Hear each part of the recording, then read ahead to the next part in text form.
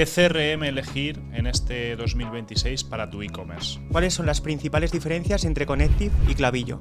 ¿Cómo de infravalorado está el CRM en el mundo del e-commerce? Vamos a ver una de las partes que más deficiencias tiene cuando hacemos auditorías digitales y cómo podemos solventarlo. Hoy tenemos con nosotros a nuestro CRM Manager para hablar de un debate bastante interesante entre Klaviyo, Connective. Bueno, vamos a hablar mucho de CRM. Sí, todo, por suerte todo. Así que bienvenido, Edu, a esta tertulia de CRM. Te voy a poner en algunas preguntas un poco en aprieto para que nos digas cuáles son tus preferencias a nivel de CRM y bajo tu experiencia un poco qué ha sido lo que, como decíamos antes, las deficiencias que te sueles encontrar en lo que es la parte de CRM. Así que empiezo con la pregunta de ¿qué CRM prefieres, Klaviyo o Connective?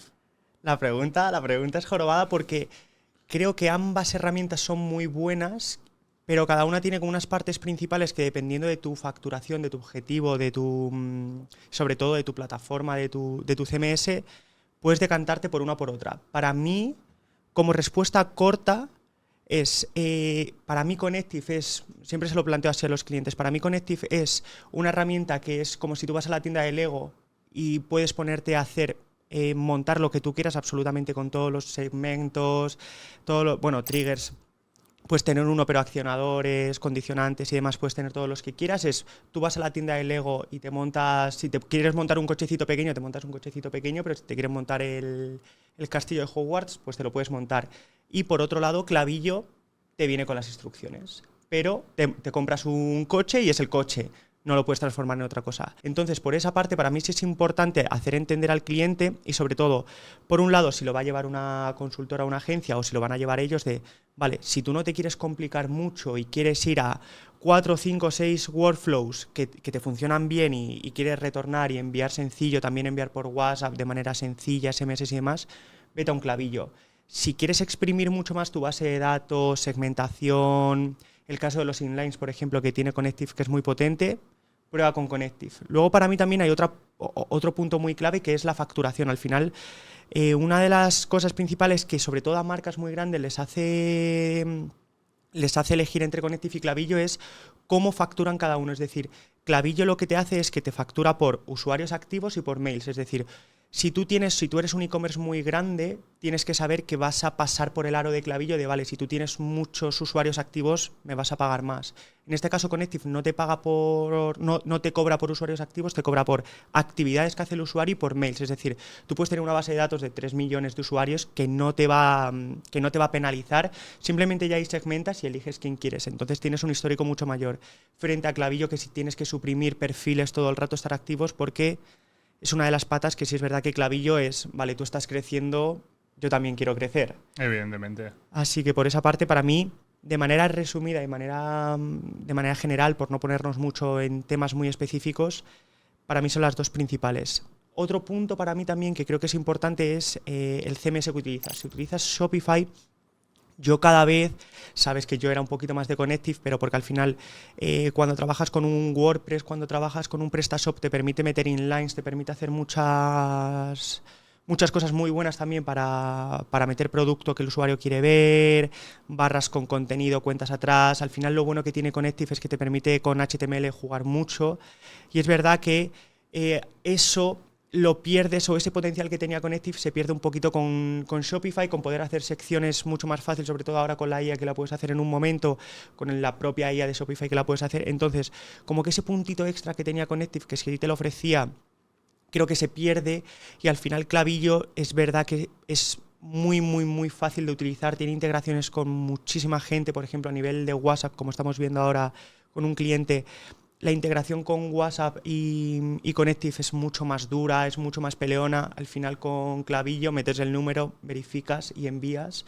Que eso es uno de los puntos que muchas veces a los clientes pues les hace esos puntos de dolor de, es que ahora quiero enviar un WhatsApp, pero tengo que hacer toda una integración, crear la aplicación, puedes también tirar con Spooky, que tiene integración con Connective, pero es verdad que es mucho más complejo. Entonces, normalmente si el usuario tiene, si el e-commerce es de Shopify. Te digo un poquito más que te vayas a Klaviyo. Si tu e-commerce es un Presta o un WordPress, me plantearía mucho más porque te dan muchas más elecciones Connective. Estabas hablando antes de cómo facturan cada una de estas herramientas. Estábamos hablando de usuarios activos y actividades. ¿Cuáles son las diferencias entre un usuario activo, una de las maneras, ¿no?, por las que factura Klaviyo, y actividades, que en este caso que es una de las variables por las que factura Connective? Eso es. La parte de actividades es muy sencilla. No cuenta tanto visita a la web, sino actividades de vista de un producto, añadido, abrir un mail, todas las actividades que accionan a Connective. Es decir, todo lo que pase por las manos de Connective, ver un inline, clicar en un inline, esa parte te cuenta como actividad.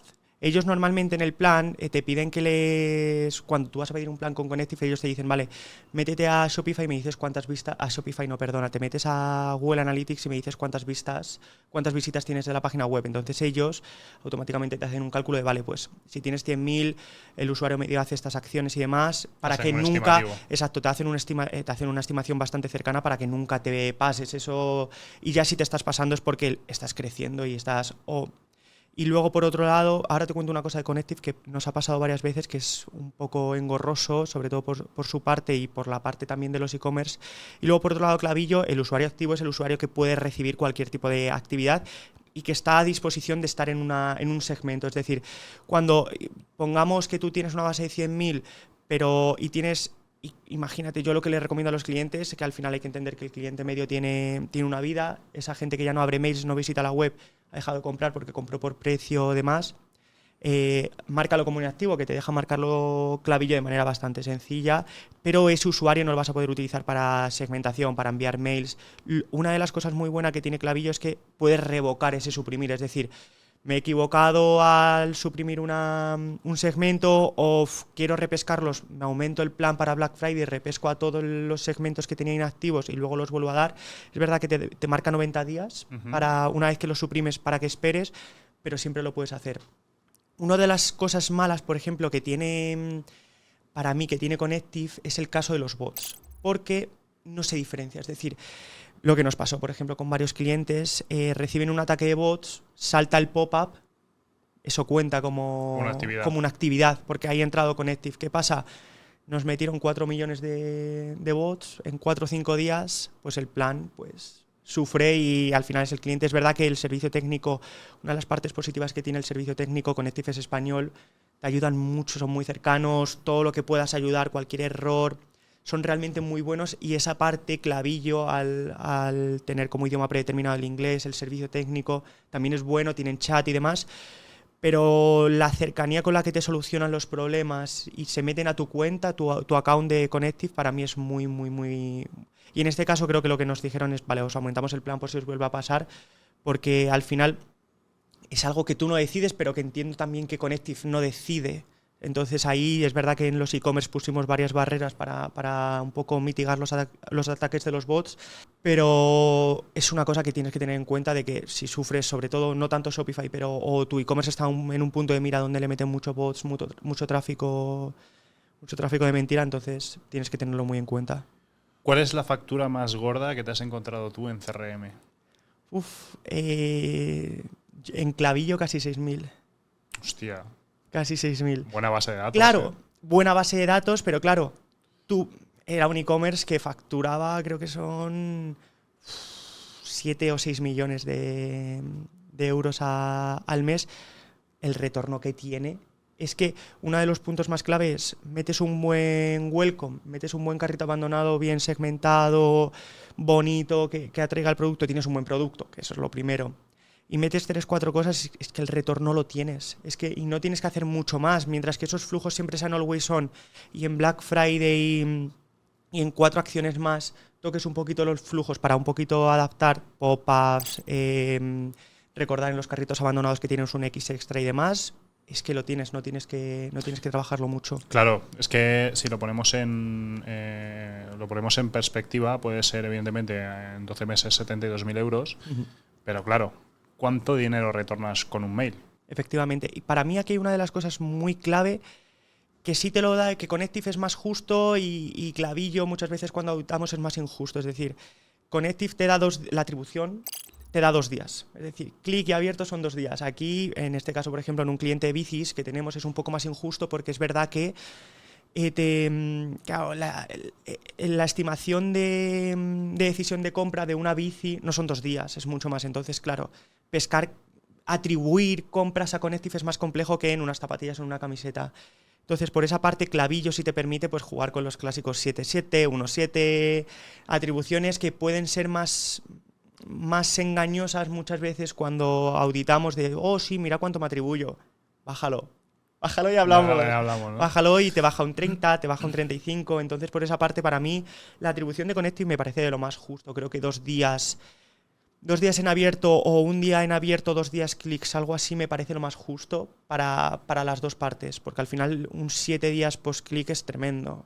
Que sí, que lo más seguro que el usuario ya haya activado bastante por CRM, pero tampoco te lo puedes atribuir al 100%, porque seguramente haya entrado por paid, volvió a mirar en Google, entró por orgánico, claro, y nos lo quedamos todos. Y te lo quedas todo.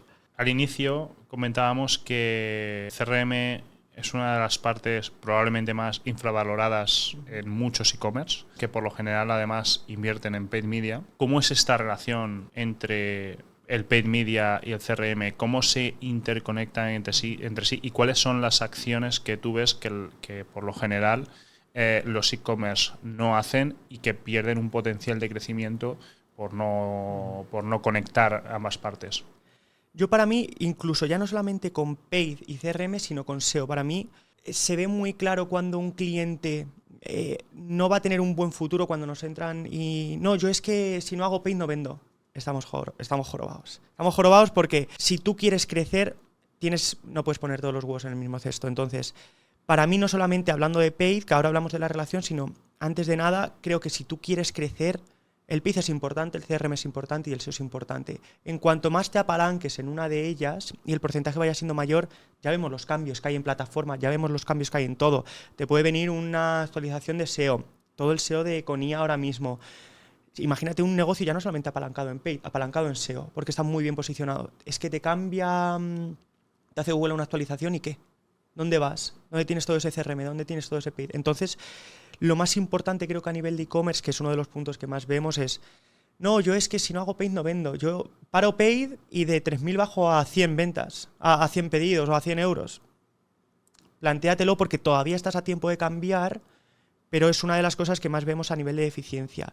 Luego, con los chicos de Paid, para nosotros, el CRM y el Paid estamos realmente unidos, ya no solamente por típica opción de 10% de descuento si te suscribes, tema de leads, ya simplemente con el potencial que, bueno, Shopify te lo da bastante fácil, pero cuando tienes otros CMS como PrestaShop o WordPress, que sacar segmentos es mucho más difícil, a los chicos de Paid les ayuda muchísimo toda la segmentación a base de compradores, add to cart, checkout start, todas estas page view de X producto, toda esta parte para sacar audiencias, no solamente hablando del AL por sacar audiencias similares, sino toda esta parte de remarketing, audiencias abiertas pero dándole diferentes segmentos que pueda sacar, para mí es una de las relaciones más sanas que se puede tener, porque al final lo que tú tienes es todo tu e-commerce en 360, es decir,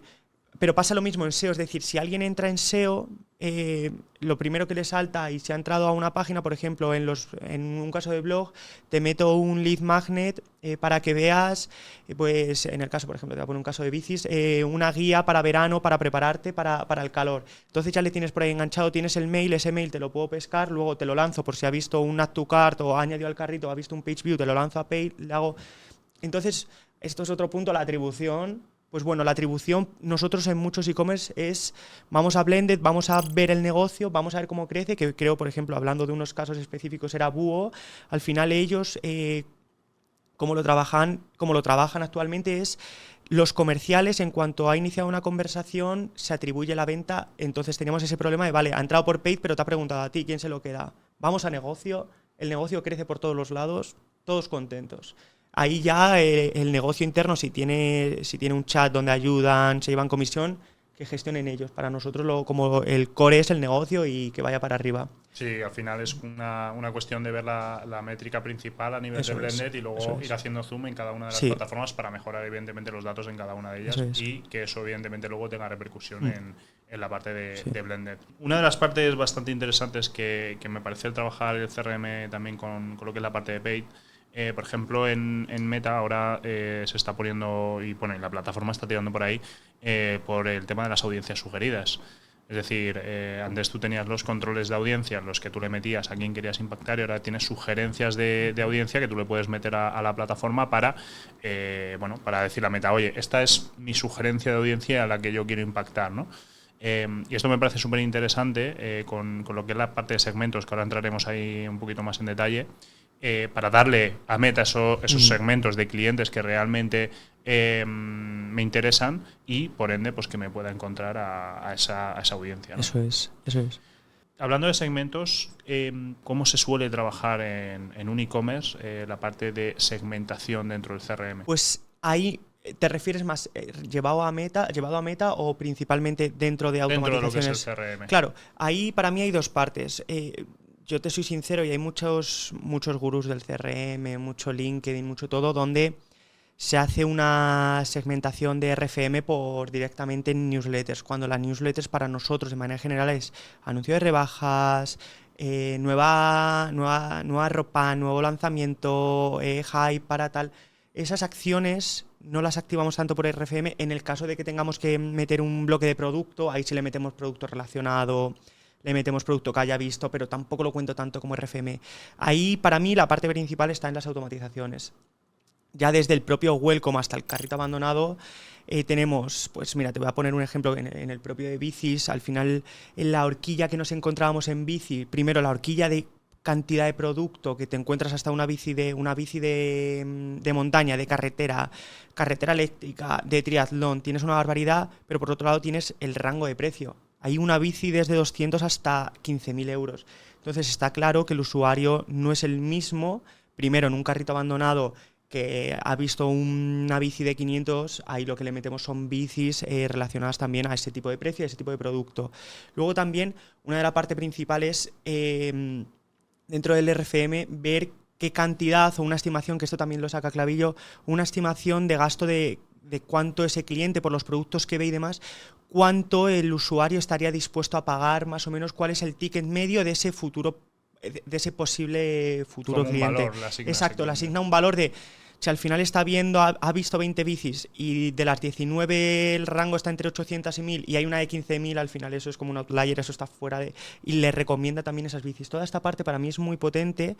Y luego también la segmentación a nivel de los flujos, que esto no he visto tanto e-commerce que lo haga, que nosotros lo trabajamos y está muy bien.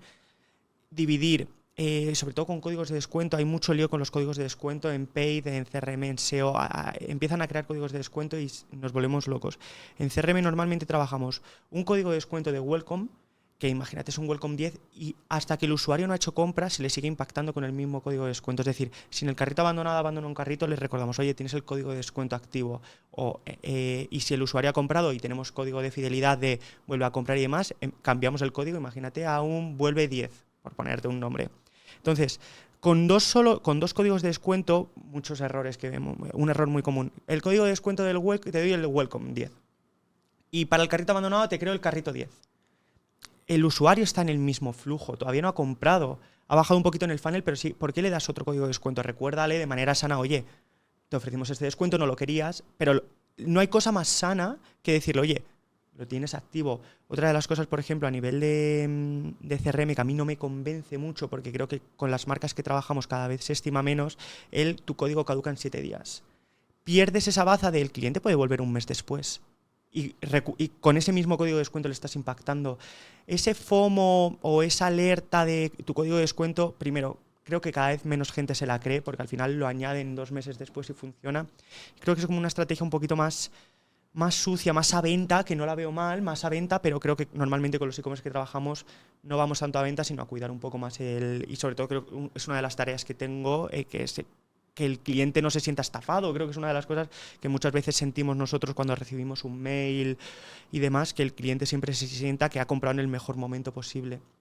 Entonces, por la parte de la segmentación, lo que te comentaba, muy importante a nivel de todos los flujos, segmentación por producto que ha visto, segmentación por RFM, por lo que el análisis predictivo que tiene Klaviyo, que también es muy bueno. Toda esta parte es una de las cosas que más veo que falla y justo antes me lo comentabas, que no te lo respondí, el tema de las cosas que más fallan o que más vemos a nivel de auditoría son varios puntos. Creo que para mí uno de los principales es como... es normal, porque al final yo entiendo que la curva de aprendizaje, al igual que pasa con Meta, la curva de aprendizaje de Klaviyo de Connective es larga. Al final te metes, hay muchos triggers, montar un mail, pero al final veo que los planes normalmente están infradimensionados porque hacen un carrito abandonado y un carrito abandonado y un welcome y ahí lo dejan. Claro, te retorna, pero puedes exprimir eso por 5. Es decir, toda la parte de segmentación te la estás olvidando. Tenemos page view, tenemos add to cart, tenemos checkout started. Es decir, hay muchos puntos donde el usuario, porque hay, sobre todo en Klaviyo, hay que recordar que hay diferenciación entre checkout started y add to cart. Es decir, si tú solamente haces el checkout started, a toda la gente que principalmente añade al carrito y no pasa el checkout, no le estás enviando correo. Entonces, esa de los puntos es súper importante. Parte para mí que más falla es el visual. Creo que al final hay muchas marcas que se centran en el paid, en vender, pero el usuario tiene que ver algo bonito. Que muchas veces lo bonito no está ligado al rendimiento. Tú puedes enviar un mail plano y funcionan muy bien, no digo que no.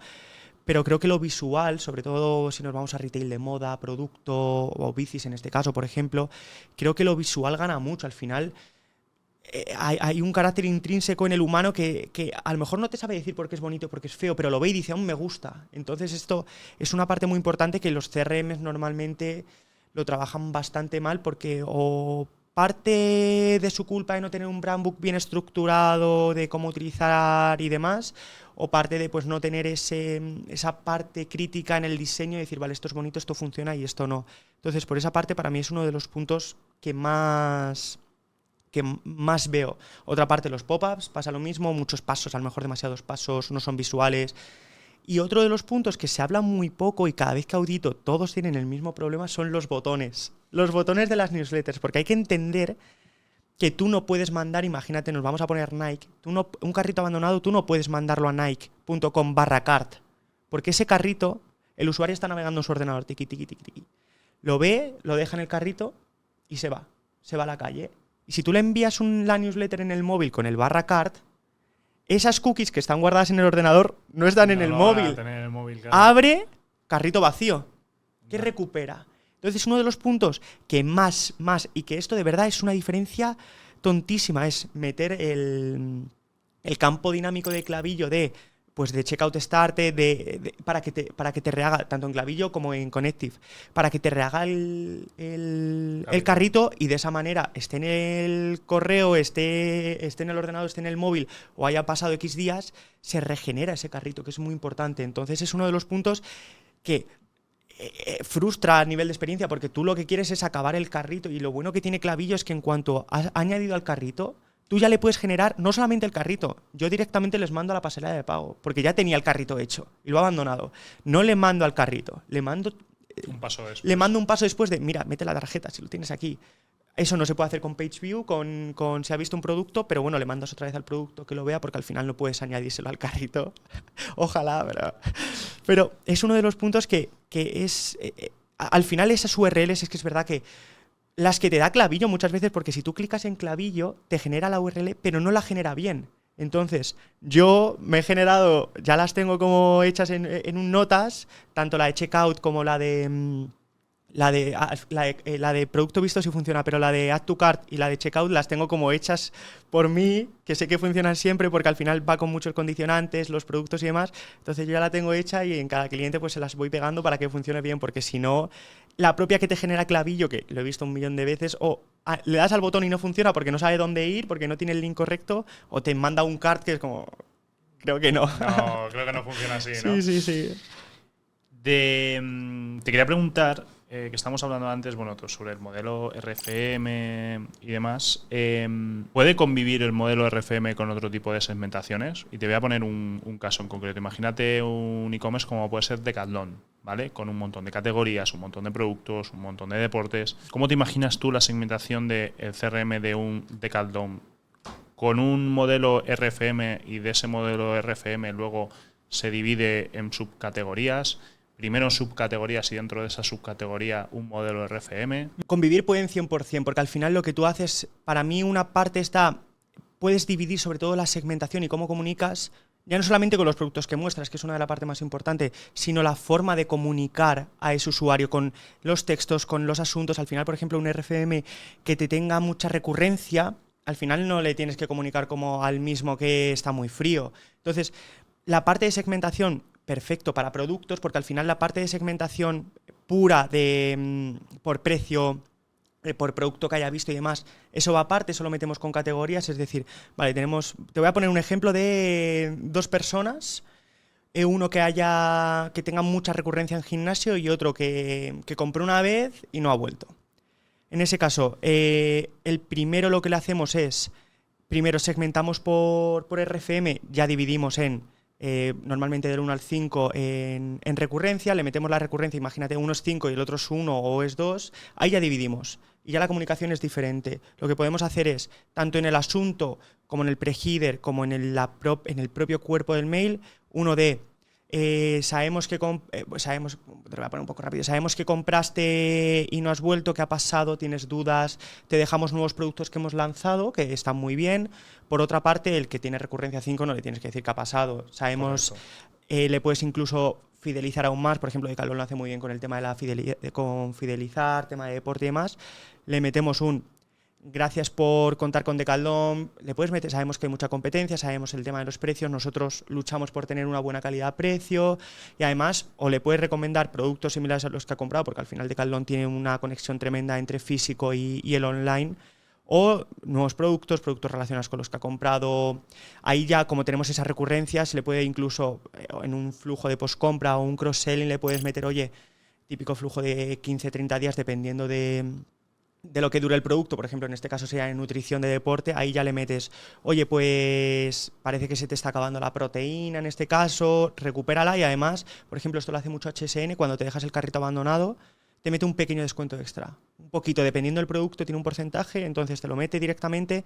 Bueno, es una buena manera, al final HSN juega con unos márgenes, aunque no sean tan grandes, si tiene mucho volumen, no sé los márgenes, pero sí tiene mucho volumen por conocimiento, entonces esa parte te puedes perder un poquito de ganancia del cliente siempre que te vuelva a comprar.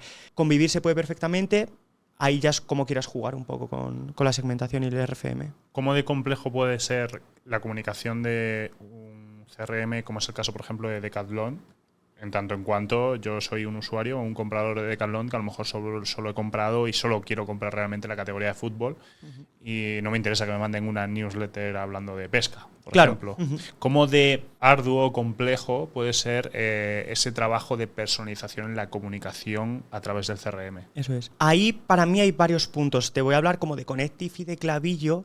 Uno, por parte de Connective, tú puedes segmentar por tipo de URL que ha visitado. Es decir, tú puedes segmentar si ha visitado más de 20 veces fútbol, ya le etiquetas con fútbol y este tío sabes que es de fútbol. Entonces, ya simplemente en los flujos le metes que si es fútbol, tienes un segmentito de productos de fútbol, que eso se mete automáticamente. Entonces, le impactas por ahí. Y por la parte de Klaviyo, tanto con análisis predictivo o automáticamente ambos CRMs aprenden de la conducta del usuario, saben qué productos ha visto, qué no. Por ejemplo, en Connective tiene productos afines que te los saca automáticamente, Klaviyo con el predictivo, es decir, es muy difícil fallar. Y hay otra cosa que comentarte, que es muchas veces los e-commerce más grandes funcionan muy bien porque tienen un CRM muy sencillo. Es decir, si Decathlon se pone a hacer esto en 47.000 idiomas, con la cantidad de productos que tienen. Ya no solamente tienes que dividir que tienen su propia gama, pero ahora también son un e-commerce que venden otro tipo de productos, pues como un marketplace.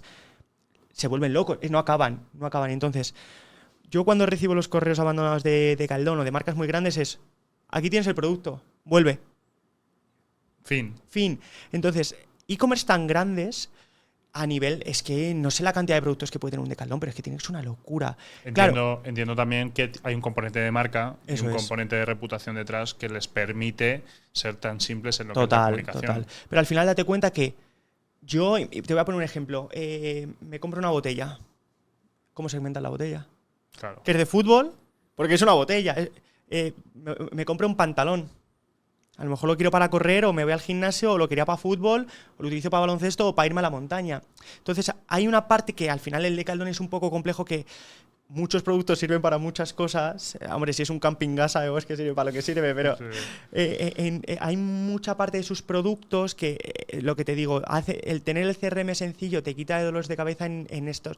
Y total, cuando un CRM, cuando un e-commerce es tan grande y tiene una reputación tan marcada, te pueden permitir el lujo de enviarte un correo hasta cutre. Aquí tienes esto, aquí tienes para volver. Y funciona. Entiendo que además tendrán sus propios equipos por verticales de negocio, es decir, un equipo para lo que es la parte de fútbol, otro equipo para lo que es la parte de baloncesto. Entiendo evidentemente que no en todos, porque habrá deportes minoritarios que tengan una cuota de mercado muy bajita, pero entiendo que para aquellas categorías de deporte donde más volumen tenga, pues tendrán sus propios equipos personalizados, tanto para la parte digital como para la parte de producto. No, igualmente, ya no solamente por tipo de producto, sino por idioma. Al final, sobre todo Decathlon en los últimos años, por ejemplo, se ha ido hacia acciones específicas. Al final, por ejemplo, en el caso de Pedri, que tiene una colaboración, o Griezmann, que tiene las botas, al final que le comuniques a un francés, pues que Pedri tiene una colaboración con...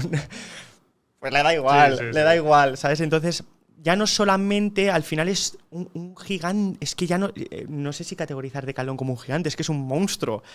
Entonces tienen que tener ya por países, y entiendo que ya dentro de los países si trabajan las verticales, también, primero por lo que más le retorne en este caso, pues al final entiendo que en España el fútbol es mucho mayor a, no sé qué deporte, patinaje artístico o patinaje sobre hielo. Al final es un deporte que tienes que poner un poquito más el foco, campañas, por ejemplo, en el caso de Pedri, campañas mucho más grandes, que ahí también, o por ejemplo ahora el running, que se está poniendo muy fuerte, también han hecho colaboración con Verdelis, con algunas influencers y demás. Entonces esta parte se trabaja tanto por idiomas y luego también por verticales, porque si no abarcan, y al final entiendo que tienen que tener muy buena comunicación a nivel de negocio, tiene que haber alguien que orqueste todo esto, porque al final la comunicación es muy difícil, porque al final la comunicación tiene que ser siguiendo el mismo patrón, pero claro, cada país es muy diferente. Al final, países europeos, es que dentro de la propia Europa es tremendo la diferencia que hay entre países. La comunicación, el Decathlon, entiendo que por la parte de Noruega o por la parte del norte de Europa, la venta de bañadores no será la misma que en Italia o en España. Entonces, la comunicación es que es muy compleja. Entonces, ahí tiene que haber alguien que orqueste a nivel de country o a nivel de... porque si no... Un comportamiento muy curioso que me estoy encontrando encima ahora, que estamos en época de rebajas, summer sales y demás. Me llama mucho la atención que muchísima gente, yo la verdad que como no soy un comprador impulsivo de internet no lo sabía, pero cuando te fijas un poco en cómo se comporta la gente lo que es la parte digital, lo que hace es ahora, antes de las rebajas, tiene un montón de productos en carritos, esperando a que saquen tallas, esperando y esperando a que le lleguen esos mails para, en el momento de que abran rebajas, hablando en el caso más concreto que tal, de Zara, por ejemplo, claro. En el momento que abran rebajas, que encima ya parece cuando vas a comprar un ticket de un concierto que te esperas como una hora como para que abran. Le falta poco al Zara para ponerte una lista de espera. Sí. Entonces, y como y el otro día lo comentaba, era como, no, porque apagan o ponen la web en espera y tal, no sé qué, para cambiar los precios y luego lo lanzan y tal, no sé qué. Y me resultó súper curioso porque digo, ostras, ahí el trabajo del CRM tiene que ser muy fino y muy bien hilado, porque te puedes dejar mucho dinero por el camino. Claro, ahí hay para mí dos partes. Creo que la tendencia del e-commerce, sobre todo Zara, Inditex, que tiene desarrolladores que lo puede hacer, son ellos mismos lo que te incitan a ellos, porque días antes en la web ya te ponen este producto dentro de 4 días va a tener rebaja un 40%. Son ellos mismos lo que te fuerzan a parar la compra para luego pescarte y luego además no solamente pescarte, pocas tallas, un poquito de FOMO, los pedí, tema de pues tengo otra cosa, le añado, subir un poquito el ticket.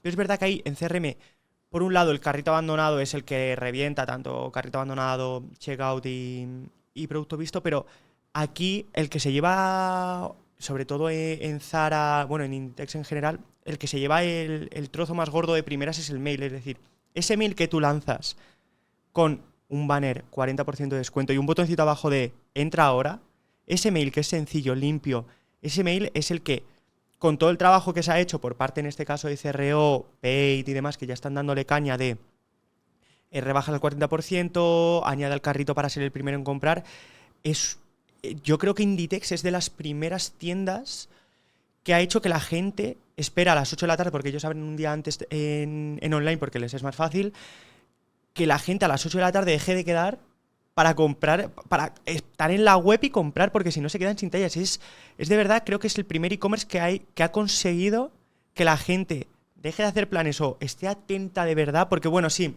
te lanzan rebajas y sabes, pero porque es verdad que Zara se queda sin tallas, o Pull&Bear o Bershka se queda sin tallas, es una locura, es de verdad, no vuelve. Entonces, ahí sí es verdad que la gente ha ido aprendiendo año a año. Por ejemplo, el año pasado, creo este año el Zara cambió la forma en tienda física, que me pareció interesante, para mí un poco peor a nivel de usuario. Claro, el problema era poner precios a cada producto. Ir en la etiqueta e ir poniéndolo. ¿Qué hicieron? Una tabla gigante con precios, 4,99, 5,99, y dependiendo del precio se tenía un porcentaje. Entonces tú lo tenías que ir calculando.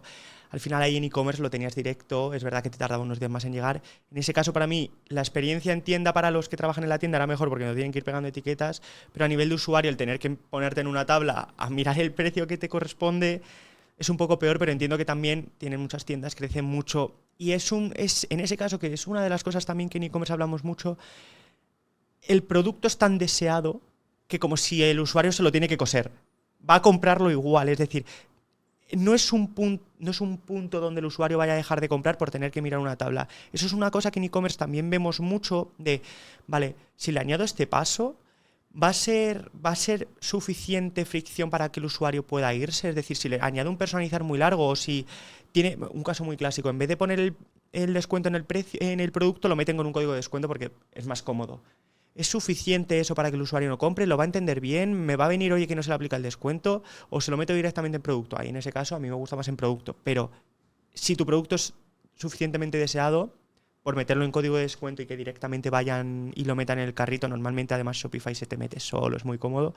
No es un punto donde el usuario vaya a dejar de comprar porque está deseoso de ese producto. Pero lo que te comento, Zara y bueno, Inditex en general tiene la suerte que su producto es muy deseado. Al final es la suerte que tiene. ¿Cuántos mails tiene que mandar un e-commerce a la semana? Compleja la pregunta. Para mí, mira, no te voy a hablar solo de lo que hago yo, sino lo que para mí uno de los puntos más importantes que tiene que hacer todo CRM o toda persona que está en e-commerce es que hace la competencia también. No es, para mí uno de los errores es copiar a la competencia, pero sí tienes que tener el ojo que se hace. Por ejemplo, te hablo de semana. Para mí, si hay rebajas no hablamos. Vamos a hablar de Always On. Entre 1 y 2. 1. Y los puedes dividir. Por ejemplo, para mí no me gusta enviar 100% transaccional, 100% a venta porque no tiene sentido. Al final le vas a quemar al usuario. Puedes dividir un 70-30, un 80-20. Es decir, le puedes mandar, por ejemplo, te pongo un caso de beauty. El mail que enviamos los miércoles es transaccional en el caso de que sí enviamos finalmente al producto, pero te hablamos realmente de la rutina, cómo afecta este producto, utilizarlo en verano, en invierno, cómo afecta. Es un contenido realmente que está trabajado y el domingo sí lo dejamos para promos. Pero entre 1 y 2 a la semana. Otro de los puntos también que veo mucho es el día de la semana de envío. Normalmente el lunes las marcas, a no ser que haya rebajas o haya lanzamientos, pausan un poco más. Creo que la gente, y yo también lo hago, rara vez envío el lunes porque es cierto que vienes del fin de semana y enganchas al trabajo. Normalmente no miras tanto el mail y sí es verdad que si tú te pones de manera general a ver los mails que se envían normalmente no son los lunes. Miércoles, jueves, esto también depende mucho de tu e-commerce y de cómo responda tu audiencia.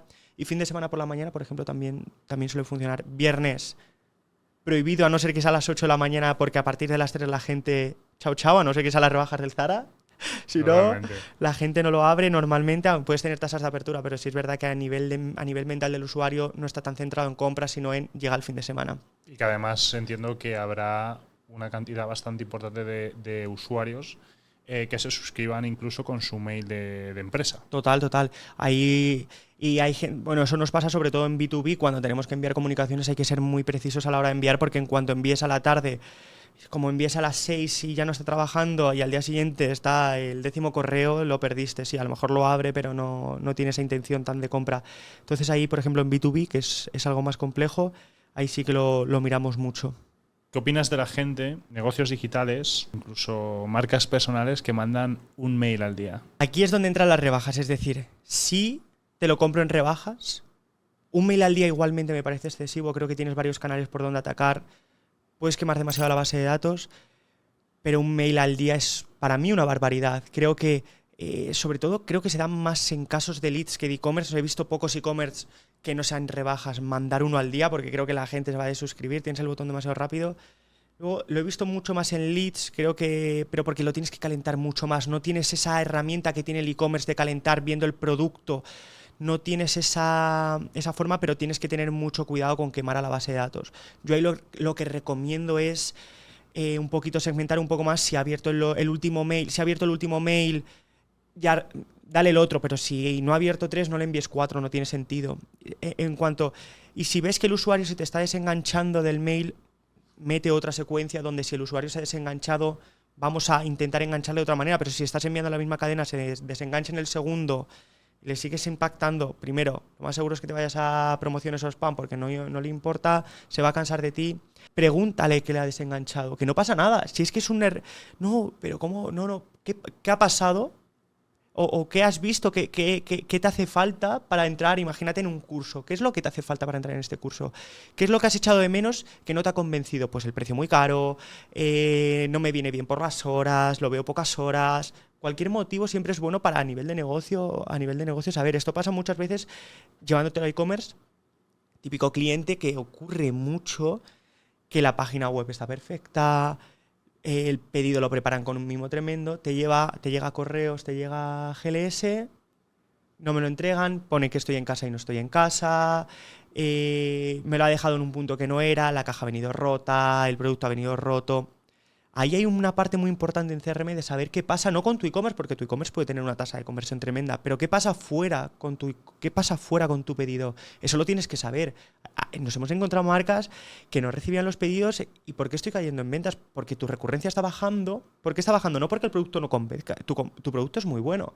Falla la persona que entrega el pedido. Pasa por otra parte, siempre que se pueda es muy bueno a nivel de los envíos, para evitar estas cosas un poquito más. Meter en Shopify es bastante fácil, en otras pasarelas de pago habría que verlo, el poder dejarlo en un pick-up, en un punto de entrega, porque te evitas estos puntos de fricción donde el usuario, a mí me joroba, porque ya hay muchos días que estoy en la oficina o no sé si voy a estar o no voy a estar en casa, el tener que no poderlo poner en un punto de entrega, que normalmente ya la gran mayoría de gente lo tenemos muy cerca de casa, y tener que estar un día encerrado en casa, es esa parte que muchas veces no se ve. Primero, hay 2 puntos muy positivos. Evitas fricción y normalmente el pickup es más barato que enviarlo. Es decir, tú al usuario, imagínate, tu envío te vale 5 euros. Vamos a poner que de normal por tu tabla de correos te vale 3,50, pero tú por caja, por envío a 5 euros. Correos o Impost o muchas marcas te permiten, venga, en vez de 5 euros te lo dejo a 3, pero es en un pickup. La gente prefiere pagar 3 euros ir al pickup que 5 y en casa muchas veces, porque te ahorras 2 euros tampoco, y si te pilla cerca. Todos estos puntos en checkout, que es decisión de compra también muy importante, ayudan mucho a la tasa de conversión y ayudan mucho a la recurrencia, a que no haya problemas. Y toda esa parte con CRM lo puedes saber, que es muy importante, que hay muchas marcas muy grandes que no saben qué pasa con el pedido. Storytelling en CRM, en email. Hubo una época, hace no mucho, donde hubo pues una ola bastante grande con el tema del storytelling. De hecho, en muchas ocasiones parecía que todo el mundo lo estaba haciendo igual.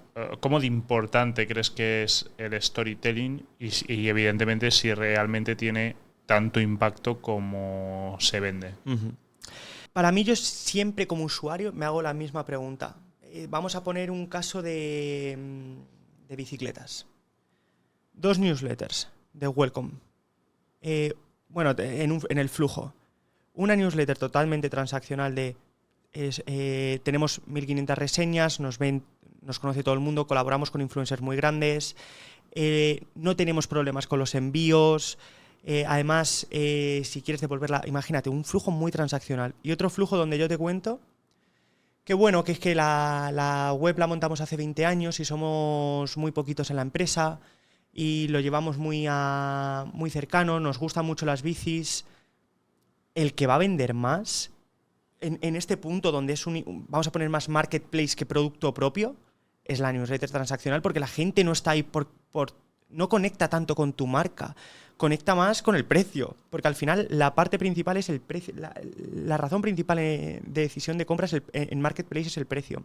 A ti te viene una tienda de zapatillas con una newsletter donde te ofrece un 5% extra así de grande, con un botón de compra ya, y la zapatilla que has dejado abajo o que ya has estado viendo, y además con el código de descuento extra lo primero te lo va recordando, puntos de dolor clave como pues el envío, te puedes probar la zapatilla, 90 días para devolver, y otro flujo donde que lo puedes contar de la misma manera, pero no es tan visual, ahí vas a perder. Donde para mí el storytelling tiene un poquito más de sentido, te lo meto en un post-compra, conócenos más. En uno de los 4 flujos puedes meter una cartita más personal, pero es verdad que hubo una moda muy fuerte, pero al final lo que te comentaba al principio del podcast es muy visual, el usuario no lee. Sobre todo ahora hemos perdido desafortunadamente la tendencia a leer. Si tú a un usuario le pones su producto 5% extra y un botón de comprar, no es lo mismo que un textazo blanco y negro de pues te voy a contar lo que nos sucedió hace 20 años. ¿Sabes? Y al final del todo acabas con que te doy el 5% extra porque mi tío hizo una rebaja la primera vez y no tiene tanto sentido. Entonces, lo visual, lo que te comentaba es, da igual, el usuario no sabe si es bonito o feo, pero méteselo bonito. Al final esto nos pasa en todas las tiendas. Tú vas al Zara y te da gusto comprar. Si el Zara estuviese descolocado, si el Zara fuese Primark, no vendería. Entonces, el Zara entras, da gusto, los probadores normalmente no están muy, muy llenos, a no ser que sea época. Te atienden bien, preguntas. Al final el Primark, todas las tallas están, que no es por Primark, tiene su público, todas las tallas están tiradísimas, todo está revoloteado por todos los lados. Entonces, el storytelling le veo sentido, pero no tanto como antes. Creo que gana mucho más lo visual y sobre todo en Marketplace te lo puedes permitir un poquito más en una marca propia. Una marca personal. En una marca personal te lo puede. Sí, sobre todo en Leads te lo puedo comprar un poco más o vas a hacer un evento, venga, te lo compro un poquito más porque al final no tienes ese producto que decide tanto, sino que lo tienes que vender un poco más. Ahí sí te lo compro más, pero en un e-commerce puro no lo veo ahora mismo. Para terminar, te voy a decir distintas variables, digamos, que influyen en un CRM y me tienes que dar una nota del 1 al 5, siendo 5 muy importante para lo que es el CRM y 1 prácticamente irrelevante. Vale. Sending score. Un 4. Segmentación. Te lo digo un 4 igual. Pop-up en 3D. Un 2. Longitud de un flujo de carrito abandonado. Un 3. Pop-up de descuento en primera compra. 5. Diseño visual del mail. Un 5 igual. Pues Edu, muchas gracias por haber participado en esta tertulia. Yo creo que han salido cosas muy interesantes, picante, controversial. Sí, pero así se lo aplican las marcas porque uno de los puntos principales que vemos sobre todo en todas las auditorías es, bueno, el paid más o menos se puede salvar, pero CRM, pocas veces te he dicho, Sergio, este CRM pocas cosas le podemos hacer porque está bien. Sí, siempre es... La mayoría de las veces siempre hay mucho que sacar aquí. Efectivamente. Esperemos que lo que hemos comentado aquí, pues la gente que lo vea lo pueda aplicar, que rentabilicen su CRM, que para algo se paga una cuota que barata a priori no es. Efectivamente. Así que muchas gracias y nos vemos en el siguiente episodio.